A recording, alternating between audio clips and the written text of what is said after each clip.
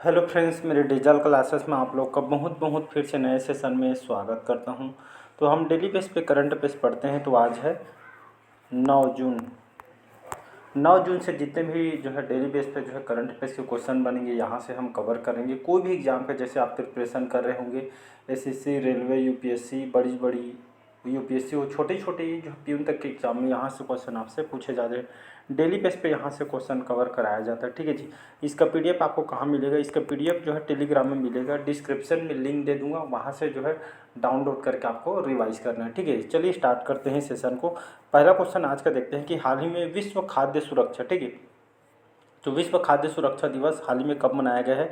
5 जून को, 7 जून को, 6 जून को, या इनमें से कोई नहीं? तो हर साल इसको जो है 7 जून को, ठीक है। तो विश्व खाद्य दिवस 7 जून को मनाया जाता है। तो विश्व खाद्य सुरक्षा दिवस हर साल 7 जून को मनाया जाता है। इसका मेन उद्देश्य ये है, तो खासकर हम जो भोजन खाते हैं, ठीक है जी, ये जो है दूषित भोजन से होने वाले खतरों को रोकने को, ये जो है पता लगाने के लिए, जो है इसके प्रबंधन में मदद करने के लिए, जो है लोगों को जो है जागरूक करने के लिए, जो इसके तहत ये जो फसाई आप देखे होंगे, आप कोई भी प्रोडक्ट लेते हैं जिसमें फसाई लिखा रहता है, ये जो है भारत के जो है मतलब केंद्र की एजेंसी है, ठीक है, जो हम खाते पीते हैं इसका जो है जांच करती है कि जो प्रोडक्ट, जैसे आप 10 रुपये के जो है दूध भी लेते हैं, दूध आता है ना अमूल का, वो जो है सभी में देखें, सभी प्रोडक्ट में फसाई लिखा रहता है। यहाँ पे देखेंगे ऐसा फसाई का जो लाइसेंस वगैरह नंबर रहता है। तो यही जो हमारे तक प्रोडक्ट आती है, इससे ये जो है जांच करती है, तभी हम जो खाते पीते हैं वो हमारे शरीर के लिए अच्छा है या नहीं, ये जांच करते, फिर हमारे जो खाते पीते हैं वो प्रोडक्ट हमारे तक आती है। ठीक है, तो इसी लोगों को जो है हम खाते हैं उसको जो है जागरूक करने के लिए जो इस खास करके 7 जून को मनाई जाती है। ठीक है जी, इसको ध्यान दीजिए, हर प्रोडक्ट में फसाई लिखा रहता है। ठीक है, उसको गूगल में सर्च करिए, कई बार इसके बारे में बताया हूँ। ठीक है जी, चलिए अगला क्वेश्चन देखते हैं। दूसरा क्वेश्चन, हाल ही में किसने IASSF म्यूनिक शूटिंग विश्व कप जो है इसमें स्वर्ण पदक जीता है? प्रदीप कुमार, राकेश मोहन, सरबजोत सिंह, या इनमें से कोई नहीं? तो इसका जो करेक्ट आंसर हो जाएगा सरबजोत सिंह। ठीक है, ये जो है पेशे से जो है शूटर है, ठीक है, शूटिंग जो है प्लेयर है, शूटर है। तो हाल ही में जो 6 जून को, ठीक है, 6 जून को इन्होंने, सरबजोत सिंह ने जर्मनी के जो म्यूनिक शहर, यहाँ पे जो आयोजित किया गया था अंतर्राष्ट्रीय शूटिंग स्पोर्ट फेडरेशन में, जो है विश्व कप में भारत के लिए इन्होंने पहला पदक है, ठीक है, इन्होंने पहला जो है पदक जीता है। म्यूनिक शूटिंग विश्व कप में स्वर्ण पदक ने जो भारत को ये जीत शूटिंग में इन्होंने दिया ही है। ठीक है, तो ये जो है IASSF जो है 31 मई से 8 जून तक 2024 में यहाँ पे जो है प्रतियोगिता आपके म्यूनिक से जर्मनी में इसका आयोजन किया जाएगा। ठीक है जी, तो इसको आपको याद रखना है। तो इसका फुल फॉर्म क्या होता है IASSF का? तो ये जो है इंटरनेशनल शूटिंग स्पोर्ट फेडरेशन होता है। ठीक है, तो इसको आपको याद रखना है। इसका जो है जहाँ पे जो शूटिंग स्पर्धा होती है, तो इसके जो द्वारा ही आयोजन इसका किया जाता है। थर्ड क्वेश्चन देखते हैं, हाल ही में किसने गुडलेप्पा हल्लीकेरी पुरस्कार 2024 जीता है? तो सिद्धिलिंग जो पत्तन शेट्टी है, ठीक है, सिद्धिलिंग जो पत्तन शेट्टी है, इन्होंने गुडलेप्पा हल्लीकेरी पुरस्कार 2024 इन्होंने जीता है। ठीक है जी, जो सिद्धिलिंग जो पत्तन शेट्टी है, जाने माने हमारे भारत के जो है लेखक है। ठीक है, इनको 2024 के लिए जो है प्रतिष्ठित गुडलेप्पा हल्लीकेरी पुरस्कार के लिए इनको चुना गया है। ठीक है जी, इनको जो लेखन के क्षेत्र में पुरस्कार को दिया। तो गुडलेप्पा हल्लीकेरी जो एक तरह का फाउंडेशन है, ठीक है, तो ये जो फाउंडेशन के द्वारा ये जो अवार्ड को इनको जो है देने की जो है घोषणा इनके द्वारा किया गया है। और ये जो पुरस्कार है 19वां पुरस्कार है। ठीक है जी, ये जो है कौन से क्रम का 19वां पुरस्कार है, और इसमें राशि के साथ या पुरस्कार के साथ 25,000 रुपये जो है इसमें जो है पैसे दिए जाएंगे, और साथ ही साथ जो पुरस्कार दिया जाएगा। ठीक है जी, अवार्ड भी दिया जाएगा साथ में। चौथा क्वेश्चन है, हाल ही में भारत, यूरोपीय संघ, दक्षिण कोरिया, अमेरिका और किस देश ने बायोफार्मास्यूटिकल जो गठबंधन शुरू किया है? यूएई ने, जापान, ऑस्ट्रेलिया, या इनमें से कोई? तो इसका जो करेक्ट आंसर हो जाएगा जापान। ठीक है, तो भारत, यूरोपीय संघ जिसमें आपका भारत, जापान, दक्षिण कोरिया, यूरोपीय संघ और जो संयुक्त राज्य अमेरिका है, इन देशों के साथ मिलकर सभी देश जो है ना जो फार्मास्यूटिकल जो गठबंधन शुरू किया गया, इसका कहने का मतलब ये है। तो ये जो बैठक खास करके जो है पहली बार एक बैठक को किया जा रहा है। ठीक है, ये पहली बार ये किस मुद्दे पे बात करने के लिए बैठक किया जा रहा है? फार्मास्यूटिकल के लेकर। ठीक है, गठबंधन फर्स्ट टाइम इसको जो है किया जा रहा है। ठीक है जी, और अमेरिका के जो सैन डिएगो जो शहर, यहाँ पे इसका आयोजन किया जाएगा, जिसमें चिकित्सा संबंधित जो है मुद्दों पे बात करने के लिए जो है, ठीक है जी, इस जो फार्मास्यूटिकल जो है अनेक अनेक प्रकार का जो मेडिसिन के क्षेत्र में जो है बात ये जो मुद्दों पे बात किया जाएगा, ठीक है जी। इसमें जो है दवा बनाने से लेकर जो है ट्रांसपोर्टिंग जो है निर्यात तक के इस मुद्दों पे जो है बात किया जाएगा, ठीक है जी। और बहुत ही कम रेट में जो है लोगों तक जो है मेडिसिन को पहुंचाया जाएगा, इसका मेन उद्देश्य है, ठीक है जी। पांचवा क्वेश्चन है, हाल ही में किसने भारत की पहली एस्ट्रो टूरिज्म पहल का अनावरण किया है? कर्नाटक, महाराष्ट्र, उत्तराखंड या इनमें से कोई? इसका सी ऑप्शन करेक्ट आंसर हो जाएगा, ठीक है। तो उत्तराखंड ने पर्यटन को, ठीक है जी, पर्यटन को, तो उत्तराखंड ने जो है पर्यटन को बढ़ावा देने के लिए उत्तराखंड सरकार ने मसूरी, आप सुने होंगे मसूरी, जहाँ पे जो जितने भी IAS ऑफिसर वगैरह रहते हैं यही मसूरी में इनका ट्रेनिंग होता है, ठीक है जी। याद रखें मसूरी इसलिए बहुत फेमस है, साथ ही साथ बहुत ही अच्छी जगह है मसूरी घूमने के लिए, ठीक है जी। तो उत्तराखंड के अंतर्गत मसूरी आते हैं। यहाँ पे जो है ये जो भारत का पहला जो है खगोल पर्यटन जो है आयोजित किया गया था, और ये जो भारत के पहले एस्ट्रो टूरिज्म का पहल का जो है अनावरण किया गया। कहने का मतलब यही है कि जो है पर्यटन क्षेत्र को ज़्यादा से ज़्यादा बढ़ावा दिया जाएगा, ठीक है। यहाँ पे इकोनॉमी अच्छी होगी, रोजगार के नए अवसर मिलेंगे, ठीक है। हमारी इकोनॉमी इससे अच्छी हो जाएगी, ठीक है। देश विदेश से पर्यटन आएंगे तो जाहिर सी बात है कि यहाँ हमारी जो है भारत के साथ साथ ये जो है उत्तराखंड राज्य की इकोनॉमी यहाँ पे अच्छी होगी, ठीक है। उत्तराखंड की बात करूँ, देहरादून इसकी राजधानी है। पुष्कर सिंह धामी यहाँ के भी मुख्यमंत्री हैं, ठीक है जी। चलिए, हाल ही में छठा क्वेश्चन, हाल ही में किसने नाता प्रथा के उन्मूलन का आह्वान किया है? WHO ने, नीति आयोग ने, NHRC ने, या इनमें से कोई? 30 का जो करेक्ट आंसर हो जाएगा NHRC। इन्होंने नाता प्रथा के उन्मूलन को जो है आह्वान किया है। कहने का मतलब है जो राष्ट्रीय मानव जो अधिकार आयोग, जिसको हम NHRC बोलते हैं, ठीक है जी, तो इन्होंने जो है नाता प्रथा के उन्मूलन का जो आह्वान किया है। कहने का मतलब है ये आयोग ने बुरी जो परंपरा है, ये जो बहुत पुरानी जो परंपरा है, बुरी परंपरा को जो है ये आकर लेकर केंद्रीय महिला और बाल विकास मंत्रालय ने राजस्थान, मध्य प्रदेश, उत्तर प्रदेश, गुजरात सरकारों को जो है एक नोटिस जारी किया गया है, ठीक है। एक नोटिस जारी किया जिसके तो इनका कहने का मतलब है NHRC के, बहुत सारे ऐसी परंपरा होती है जिससे मतलब बुरी तरीके से जो है यहाँ पे लोगों को प्रताड़ित भी किया जाता है इसके तहत। तो इस सभी जो मतलब जो मनुष्य के जो इससे जो है प्रताड़ित ना किया जाए, इसी उद्देश्य से बुरी परंपरा को जो है इसको जो है इसको जो साफ इनके द्वारा नोटिस जारी किया, जिसमें बताया भी जो उत्तर प्रदेश और आपका राजस्थान, मध्य प्रदेश, इन राज्यों को एक नोटिस जारी किया गया है कि जो है जितने भी बुरी परंपरा है जो लोगों को जो है बहुत सारे स्टेट में आप देखने को मिलता है, बहुत सारे ऐसी परंपरा रहते हैं जो मानव हित के लिए सही नहीं है, तो इस तरह को जो है बंद किया जाए, ठीक है, ऐसा करके बोला जा रहा है। NHRC का अगर बात, जिसको हम राष्ट्रीय मानव अधिकार के नाम से जानते हैं, इसकी स्थापना 1993 में किया गया था। दिल्ली में इसका जो है हेडक्वार्टर। इसके अभी चेयरमैन कौन है NHRC के? अरुण कुमार जो मिश्रा भी इसके जो है चेयरमैन है, ठीक है, जिसको हम national human right commission of India के नाम से जानते हैं, इसका फुल फॉर्म है, ठीक है जी। अगला क्वेश्चन चलिए देखते हैं, सातवां क्वेश्चन, हाल ही में रिलायंस इंडस्ट्री ने कहाँ वैश्विक आर्थिक केंद्र जो है विकसित करेगी? बेंगलुरु, नवी मुंबई, नई दिल्ली या इनमें से? नवी मुंबई में, ठीक है। तो रिलायंस इंडस्ट्री ने वैश्विक आर्थिक केंद्र विकसित करे मुंबई में, ठीक है। तो ये खास करके जो है कहने का मतलब ये जो औद्योगिक क्षेत्र है इसमें जो है बढ़ावा देना है। और ये जो है मुंबई के जो बांद्रा शहर सुने होंगे, बांद्रा में ये जो है इस जो है ये आधुनिक जो कार्यालय को जो है वैश्विक आर्थिक केंद्र विकसित किया जाएगा, ठीक है। इसमें डिजिटल सेवा, औद्योगिक क्षेत्र को इसको जो है गुणवत्ता और बढ़ावा देने के लिए इसको जो है विकसित किया जाएगा, ठीक है जी। जिसके लिए लगभग इसके लिए 1300 से 1400 करोड़ रुपये इसके जो है बजट रखी गई है, ठीक है। लगभग 3700 जो है एकड़ में इसको जो है बनाया जाएगा, ठीक है जी। आठवां क्वेश्चन है, हाल ही में चुनाव आयोग ने लोकसभा चुनाव में कितने प्रतिशत मतदान की घोषणा किया गया है? तो इसका जो करेक्ट आंसर हो जाएगा सी ऑप्शन, ठीक है। तो 65.79% जो है यहाँ पे जो है चुनाव आयोग ने, इलेक्शन जो कमीशन ने लोकसभा चुनाव में 7 चरणों में आपका चुनाव हुआ है, ठीक है जी।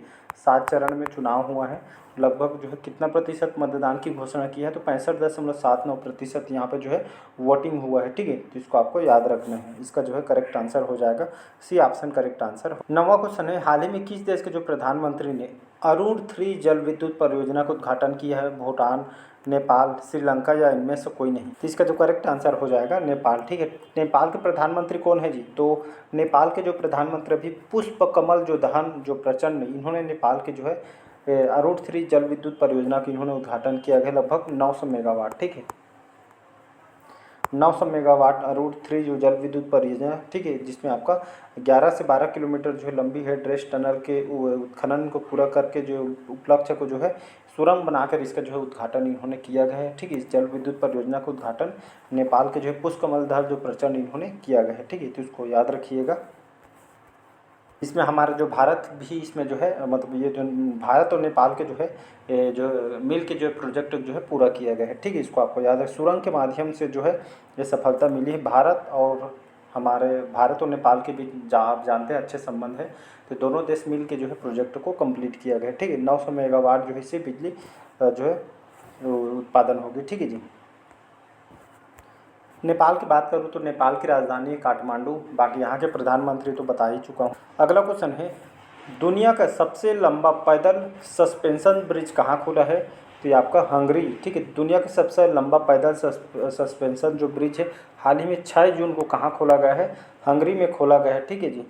और ये खास करके यहाँ के पैदल यात्रियों के लिए ये दुनिया का सबसे लंबा जो है सस्पेंशन ब्रिज जो है आम लोगों के लिए इसको जो है खोली गई है हंगरी। और इस ब्रिज की लंबाई लगभग 800 मीटर। ठीक है, 800 मीटर इसकी जो है चौड़ाई है, 1.2 मीटर है। ठीक है, इस ब्रिज की लंबाई करीब 800 मीटर है और चौड़ाई 1.2 मीटर है। ठीक है, इस ब्रिज का नाम जो है ब्रिज ऑफ नेशनल यूनिटी रखी गई है। कहाँ पे है? ये आपका हंगरी में है। ठीक है जी।